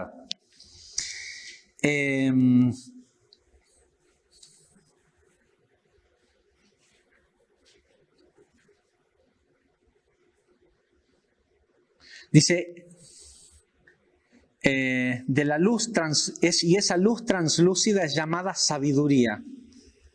A través de 32 senderos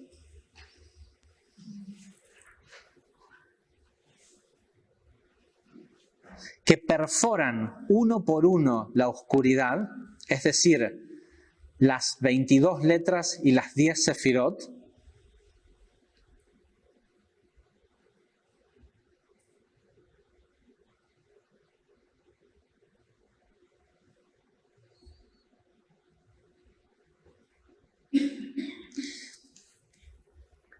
¿sí? Todos saben, ¿no? que el Sefer Yetzirah comienza diciendo con 32 senderos de sabiduría, Dios creó el mundo a través de 3 libros. Y cita los libros. El primero dice que es 22 letras, que son en realidad los caminos. Las sefirot están unidas por caminos. 22 letras. 10 sefirot es el segundo libro y el tercer libro son sonidos. ¿Sí? Los sonidos que se pueden hacer con las letras, las combinaciones, y de ahí la idea de los nombres. Así es como dice, y con 32 caminos o senderos de sabiduría que perforan uno a uno la oscuridad, a medida que la persona va adquiriendo sabiduría, jochma, empieza a perforar el velo, o sea, eso oscuro empieza a ser perforado y a verse del otro lado, ver cuál es la sabiduría que hay detrás de eso que antes pensabas que era oscuro. Pero solo a través de estos caminos, a través de las 10 sefirot y las 22 letras, o los caminos que unen a las letras. Es que la voluntad del Santo, bendito sea Él, se manifiesta.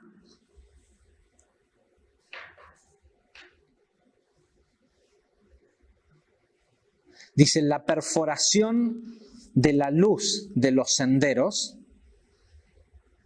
y la salida de estos, separados uno de otros, se llaman escultura. ¿Sí?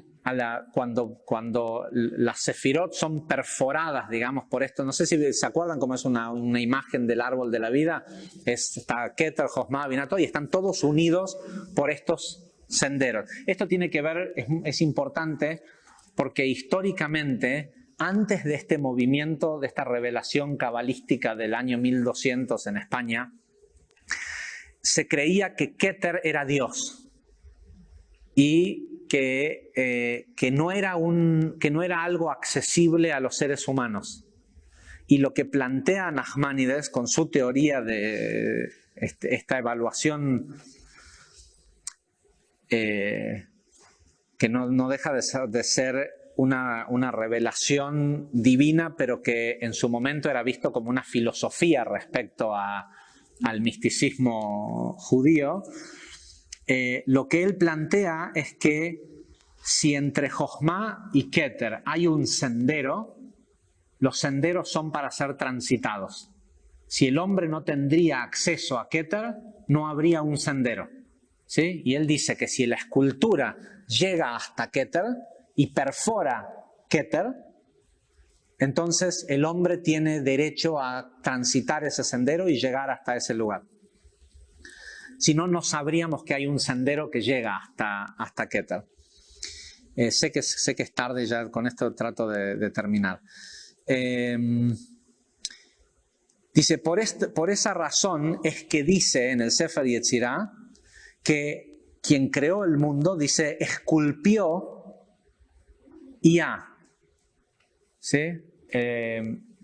El principio del nombre de Dios, Yud-Kei Vav-Kei, es Yud-Kei.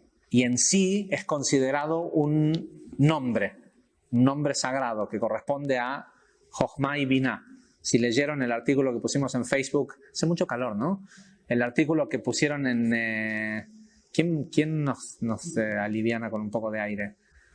Que pusimos en Facebook acerca del número 15, la idea del por qué no se escribe el 15 en hebreo, sino que se escribe 9 más 6, es para no escribir las letras Yud, Kei juntas, ¿sí? Yud y una letra Hei al lado. Porque estas letras juntas invocan un nombre divino.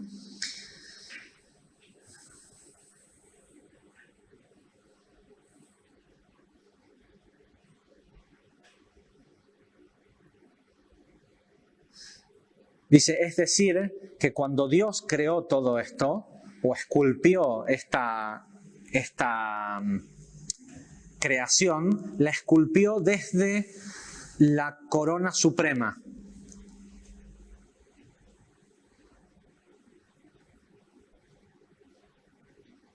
Y en la oscuridad que surge de esta corona suprema,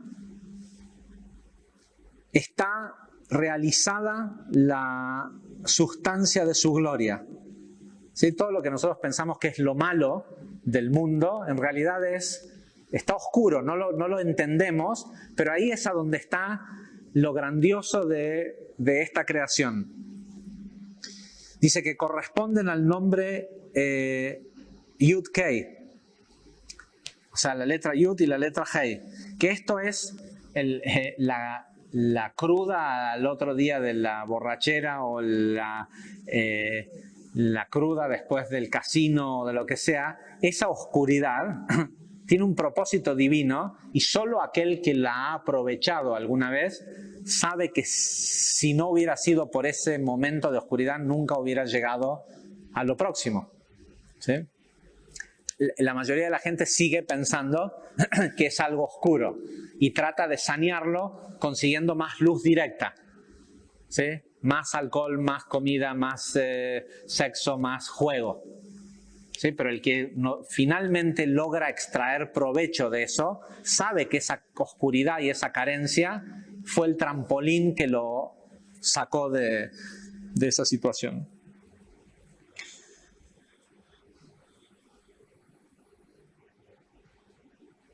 Dice, y esa gloria que surge de Keter, eso es lo que se llama Jochma, lo que se llama sabiduría,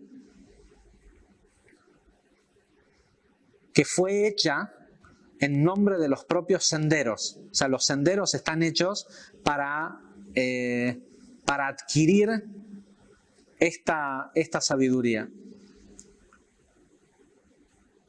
Dice, si prestan atención, dice Nachmanides, en el dibujo de la escultura, esta corona suprema, Keter, el sendero que surge de ella, porque es el primero de los senderos, lleva la letra Aleph.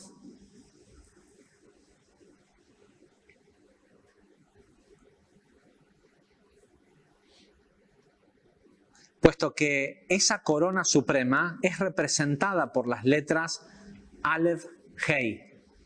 ¿Sí? Si han visto alguna vez un dibujo de Ein Sof o lo que sea, van a ver que están los 4 mundos y en medio o en lo más alto del hombro del coso hay una letra Aleph y Kuf que se la que se dice que eso es Adam Kadmon, el hombre primordial. Pero acá Nachmanides dice, no, es una letra Kuf en los dibujos, porque no se pone nunca una letra Hei al lado para que forme un nombre. ¿Sí? Es en realidad, dice, una letra Aleph y una letra Hei, que cuando se une a Jochma y Binah, cuando Keter se unen a Jochma y Binah, dan el nombre Aleph, Kei, Yud, Kei.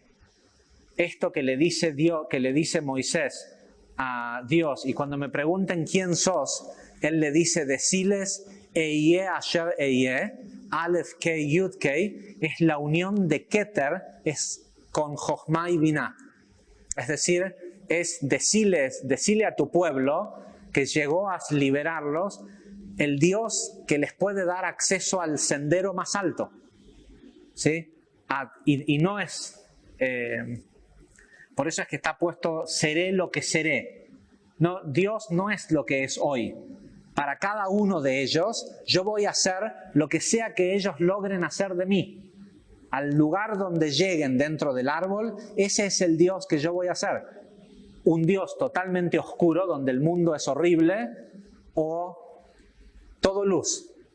Pero depende de ellos. ¿Qué Dios soy yo? Yo no soy ni el Dios ni de la lluvia, ni de que te salga buena la cosecha.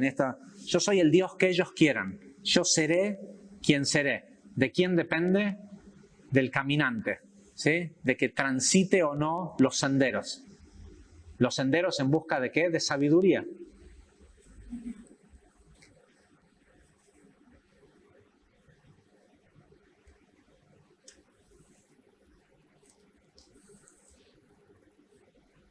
Dice, ¿qué fue lo que hizo alcanzar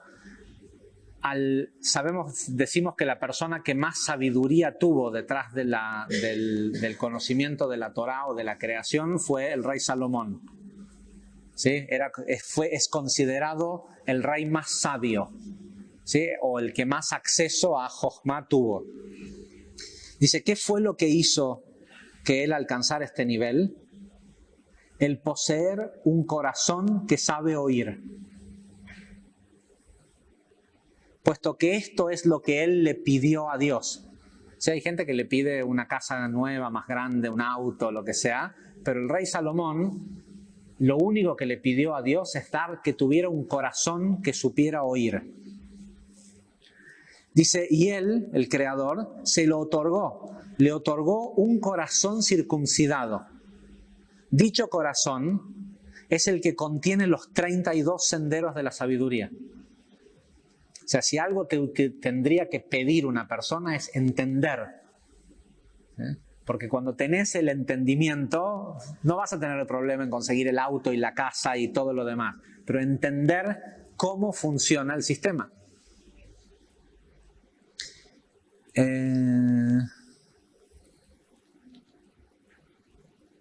Dice 16 escritos en el mundo superior y 16 escritos en el mundo inferior. Son como un espejo.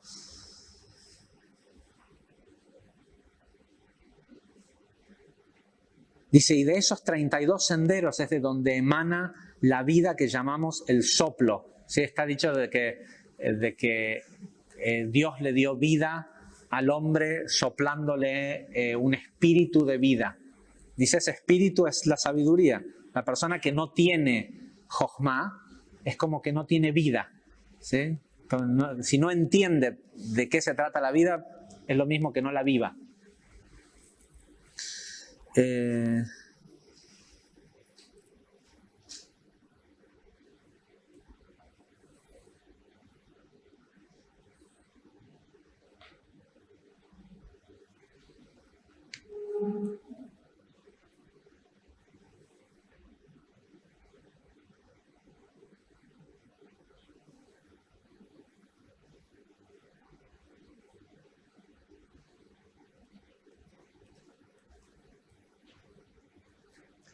Bueno, si entro en esto hay que explicar mucho, pero lo podemos, si me hacen acordar en la próxima clase de Zohar, el Rabbi Moshe ben Nachman pregunta, dice,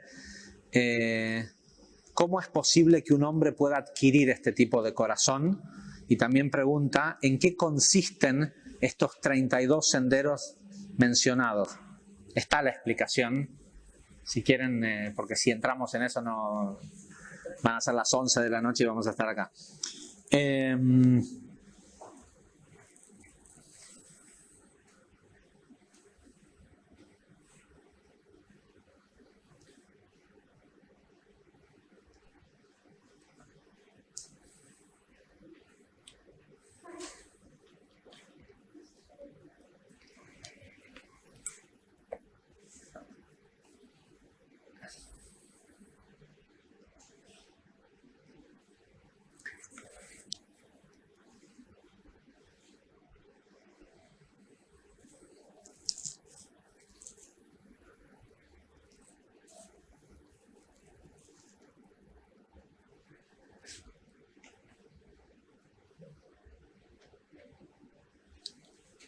Esta es una frase de Rabbi Abraham Abulafia. Dice, en la era mesiánica, ¿cuándo es la era mesiánica? Hoy. Y si hubiéramos leído esto hace 500 años, ¿cuándo era la era mesiánica?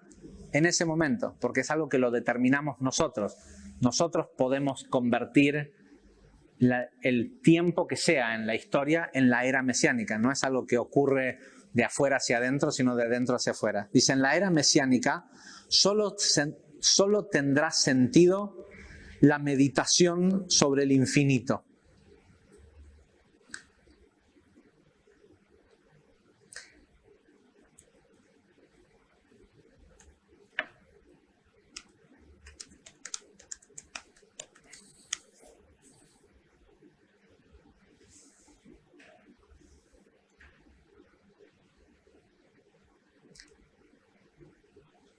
Hasta que no empecé les comentaba en Shabbat a la gente que empecé hace unas semanas a estudiar algunos comentarios del Sefer Yetzirah, y así es como surgió encontrar todo esto. La verdad es que yo no sabía, hace muchos años que conozco esta técnica que hacía Rabbi Abraham Abulafia, que nosotros la hacemos en la última clase del curso 3, ¿sí? De la meditación que no es en realidad una meditación, es raro porque no es que no tenés que estar pensando en algo. Sin embargo, es llamada Rabbi Abraham Abulafia la llamaba una técnica de meditación, pero la verdad es que no sabía qué fue lo que lo motivó a hacerlo.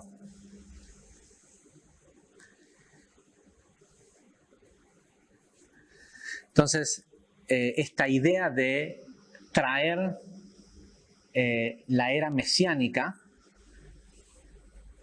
según Rabbi Abraham Abulafia, tenía que ver con que la persona sea capaz de meditar en algo que no sea un objeto. ¿Sí? Porque dice de que el cuerpo y el corazón de la persona solo entran en resonancia y en percepción con aquello que existe físicamente. Entonces dice, ¿cómo podés hacer que una persona pueda meditar en algo que no existe? ¿Sí? Y después de mucho tiempo de pedir una respuesta, dice que a Rabbi Abraham Abulafia se le manifestó que la única cosa que no existe, pero que la persona puede interactuar con eso, porque todos los objetos la persona llega a comprenderlos. Pero lo único que una persona no puede comprender es a Dios. Pero no puede meditar en Dios porque él medita en Dios respecto a lo que él entiende que es Dios. Entonces dice, lo único que existe pero que no tiene cuerpo es el sonido de un nombre. ¿Sí? El sonido de un nombre de Dios es algo en lo que un humano pudiera meditar que no conoce, ¿sí? Y que lo conecta, le presenta a su alma la conexión con algo que no existe en este mundo. ¿Sí? Y mientras que históricamente existe una prohibición en mencionar el nombre Yud-Kei Vav-Kei dentro del judaísmo, tanto Rabbi Abraham Abulafia con esta meditación de la pronunciación de las letras de los nombres, es decir, de ponerle vocales, diferentes luces a las vasijas que son las letras del nombre, como el Ana Bekoach y el Tikkun HaNefesh y todo esto. La mayoría de la gente del mundo escanea el Tikkun HaNefesh. Los cabalistas pronuncian las secuencias. O sea, si se fijan, el Tikkun HaNefesh tiene vocales y esas vocales generan un sonido dentro de... Y en la mente de un ser humano, una persona uno puede sin hablar pensar en un nombre o en un sonido, con lo cual la mente del ser humano es un lugar en donde una persona puede meditar en algo infinito. Es decir, podemos pronunciar el nombre de Dios sin decirlo, sin que sea una invocación. Y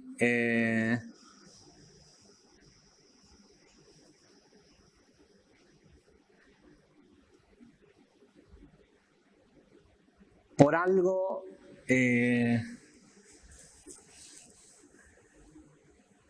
nos toca que este conocimiento esté entre nosotros hoy y no estaba el año pasado o el anterior. ¿Sí? Incluso si bien esta técnica de la meditación con los nombres que hacemos en el curso número 3, lo hacemos ya hace mucho tiempo, le pone otra dimensión el saber qué estamos tratando de lograr. ¿Sí? Esta es esa quietud de la que se habla, no de la quietud de la meditación de transportarse a un lugar para desasociarse del momento y el espacio en el que uno está ahora, que es como medita la mayoría de la gente, sino al revés, traerle a la hora, al momento y al espacio una dimensión que no es que no existe, que está en un estado translúcido. Y ese es el poder de estas semanas del libro de Shemot.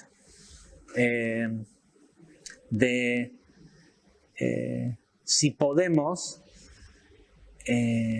aunque sea cuando escuchás una noticia de algo que antes pensaba que era malo, poder percibir que no es malo, que eso es luz y que lo que te está mostrando no es mal, te está mostrando tu ignorancia.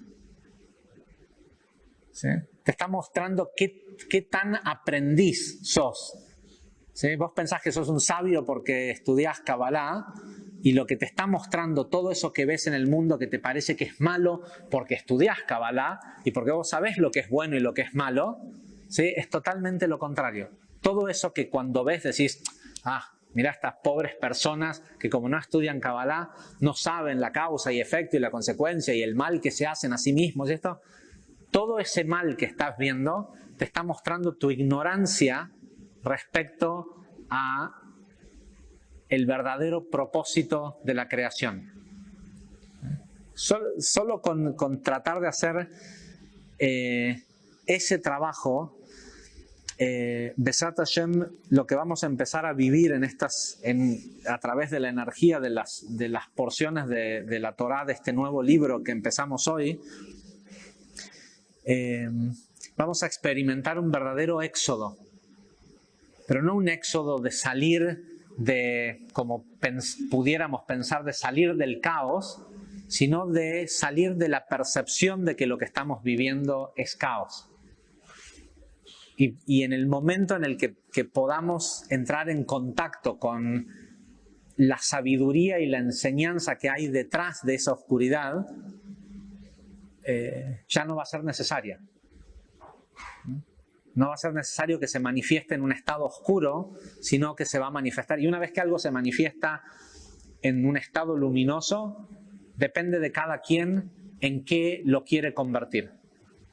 ¿Sí?